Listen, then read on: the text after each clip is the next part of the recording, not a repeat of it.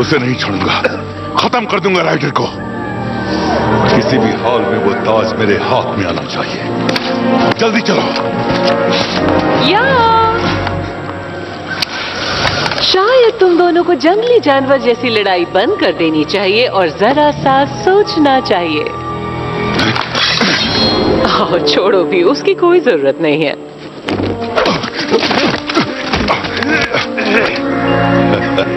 ठीक है, अगर तुम इतनी सी चीज से खुश हो तो जाओ ऐश करो। मैं तुम्हें कुछ और दिलाना चाहती थी जो हजारों ताजों से कीमती है। तुम दोनों करोड़पति